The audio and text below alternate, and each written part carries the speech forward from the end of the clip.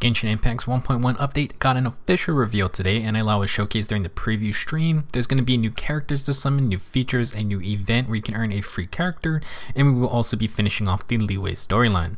In this video, we're going to discuss everything that was shown, and I want to share my thoughts on some things. First, let's talk about the 4 new characters, which all look very fun and exciting. First up is Diona, a 4-star Crow archer. Reading the text in these cards was pretty funny because she had a line in the trailer where it sounds like she doesn't like Mr. D-Luke. Text at the bottom reads, Diona's self-proclaimed wine industry slayer, working hard to put an end to Mondstadt's wine industry. Considering D-Luke owns the Dawn Winery, I guess it's clear why she doesn't care for him. Diona is also a bartender at the Cat's Tail Tavern in Mondstadt. For skills, her main elemental skill seems to provide a shield, and it also seems to shoot multiple projectiles at enemies. The shield also comes with some cat ears, which is pretty funny. I'm not sure if there's a press or hold function going on, but in the gameplay I've seen, it doesn't look like it always shoots out projectiles. You may need to fulfill some kind of condition. As for her elemental burst, Diona kicks a cocktail shaker with her special blend at the enemy. This creates a field that seems to apply cryo damage and also heals allies by the looks of it. With a shield and heal mechanic, it seems like Diona could be a decent support unit, and as a 4-star, she can be a nice cryo unit for those who'd want someone other than Kaya. Next is Xinyan, who is a 4-star Power Claimer user. Basically, she's the Power Claimer unit that is feasibly obtainable for those that didn't get D-Luke. Xinyan has a very cool rock and roll motif, and she's all about the power techniques you would find in a rock show. Now, while Xinyan and D-Luke share the same element and weapon type, Xinyan seems to be a more defensive unit. Her main elemental skill creates a pyro shield, and it appears to emit pyro damage every so often. That's a nice bonus, and the distance it shoots out fire seems pretty decent for a melee unit. I assume you must keep the shield up for the fire to continuously shoot out. For her elemental burst, Xinyan breaks out her guitar and generates a big AoE burst of pyro damage. Very flashy skill, and I'm curious if it does more than just drop a burst of damage. Overall, Xinyan kinda gives me Noelle vibes with her shielding ability, although I could imagine that elemental burst may be quick to recharge, kinda like Chongyun or D-Luke's. Maybe she'll be a mix of damage and defense. Very cool character, and I hope I can get her because I'm not gonna get D-Luke. Next up is Childe, a 5-star Hydro Bow user.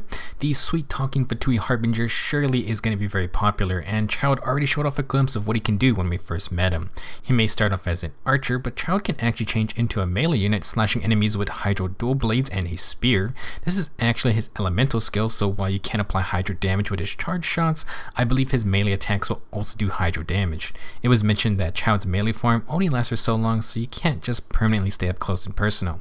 As for his elemental burst, Childe has 2 elemental bursts, one for his melee form and one for his bow. His bow seems like a basic burst of damage, but it also applies some kind of mark to enemies. As for his melee form burst, he slashes with his polearm in a wide area. I'm not sure how the mark mechanic is going to work, but perhaps you need to hit marked enemies with his melee form, since Childe is all about switching attack stances.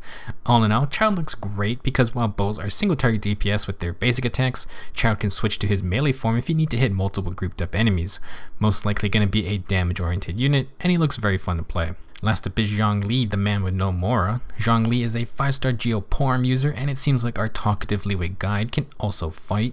I absolutely love this guy's voice for the English dub, and once I saw the leaks about his basic attacks, he immediately replaced D-Luke for me in terms of characters I want to get. That spear kick that spins and returns to him is just so damn amazing, and it's such a satisfying looking basic attack chain.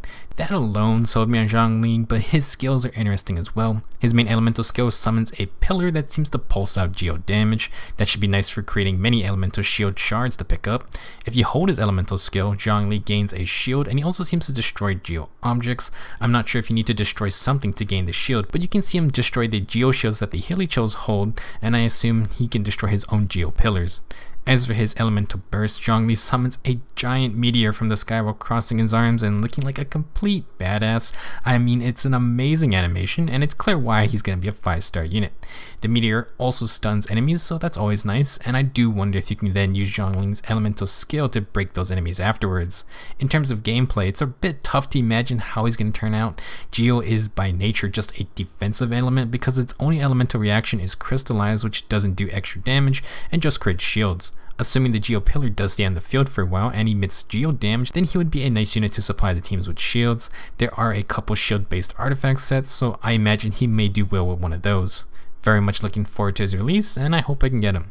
Next topic that was introduced was the continuation of the Liyue storyline. Now, there is a trailer for the update that basically has a ton of cutscenes from the game, and things are getting pretty intense. The stream also had one cutscene that is one hell of a spoiler, and I'm surprised they just threw it out already. I'm not going to show what it is, but you can find it yourself, and it's certainly something. It appears that in the next part of the story, we're finally meeting up with Ningguang at her Jade Chamber. If you saw the cutscene at the very end of the current story, this is her floating palace in the sky. During this part of the story, it seems like Kaching will also make her appearance, so that'll be fun to see more of her. We got some screenshots of Ganyu, who was the one who invites us to meet with Ningguang. I'm guessing she could probably be a playable character in the future, but no confirmations on that. We also got another screenshot of Zhao. Seems like he's going to be involved more along with the other Adepti. Now, interestingly, because the 1.1 update heavily focuses on Childe and Zhongli, I'm going to assume that means Zhao won't be coming in the near future. That may not be the case, but I'm going to assume that with 3-week-long featured banners, this update cycle is going to probably be 3 weeks for Zhongli and 3 weeks for Childe. I don't believe they will put them together on the same banner, but again, nothing is confirmed just yet. Moving on, we're getting a slew of new features. One of them includes a reputation system for the 2 main areas. You can complete certain quests to raise your reputation and you'll gain rewards for your efforts. Included will be bounties where you hunt down monsters. Honestly, this looks like only 3 bounties per week, which doesn't seem very hard to do. Similarly, there are requests from NPCs, which I'm going to guess involve basic fetch quests or going to certain areas on the map. Third was a exploration progress section, and waypoints were mentioned, so I assume perhaps Animoculus and Geooculus could also be included. I assume this portion will be retroactive because by now most players have done a bunch of exploring. Last, there are city-specific quests, and it mentioned commissions were included. I'm not sure if that's going to include specific daily commissions because I know certain achievements are tied to specific daily quests, which seem to be RNG based if you get those. For doing each of these, you can earn rewards, and these include blueprints for new craftable items that we will talk about in a bit. You can earn name cards for your profiles, and you can also earn glider skins. There is a blue glider skin for Mondstadt and an orange one for Liyue. Back to those craftable items or gadgets, these did not seem to be permanent items, but I could be wrong on that. I think you may have to craft multiple amounts of them to keep using them. First up was the Animoculus and Geooculus Resonant Stone. These appear to show a blue circle on the map where a missing oculi may be. I think you still need to run around the area to look for them, but for those of you who haven't finished grabbing all of these yet, then this should help you narrow down the search. Next, there are treasure compasses, which when used will show the direction of unopened chests. I'm not sure on the range of this compass item, but it looked like there was a cooldown for using them, so hopefully you only need to make one of these. This seems like the most useful new feature here, assuming you don't have to make multiple of them. Next, we have wind catchers, which let you store uses of those animal creatures that create wind currents. It looks like when used, you create an updraft like Venti's main skill, so that can be helpful for reaching certain spots easier. Next, there's a portable waypoint item that lets you place a set waypoint, and you can then fast travel to it anytime. It appears to last for 1 week, and you can only have one placed at a time. There is also a portable stove, which lets you cook anywhere you want. Good for when you need some emergency food and you don't want to travel to an open stove. Last item is the NRE, aka Nutrition Ready to Eat. These let you eat food during combat, so while not the biggest deal ever, it's a nice quality of life addition. During the stream, they also showed a new Hilicho type that throws weird item things at you. I'm not exactly sure if this was just a fun joke mob edition or if killing this guy will actually give something worthwhile. For the last topic, we are getting a new event, Unreconciled Stars. It has 3 parts that will be added over time throughout the event, and completing quests related to the event will get you a free copy of Fischl. Fischl's the Electro Bow user, and she's easily one of my favorite units to use. Her main skill summons her familiar Oz to the field, and he shoots electro projectiles, which is great for comboing with other elements. Her burst skill will also summon Oz again, and it's a separate cooldown from the main skill, so Fischl's electro damage uptime is really high, and she doesn't need to stay on the field. I've also enjoyed using her for physical damage DPS, so to me Fischl is a super good reward that everyone should try to get. That's everything that was revealed for Genshin Impact's 1.1 update. I was just planning on releasing some Genshin Impact related videos, so the timing couldn't be better. I'm going to share some of my favorite farming paths for common monster materials, so if that interests you, then stay tuned. Thanks for watching, and I'll see you guys next time.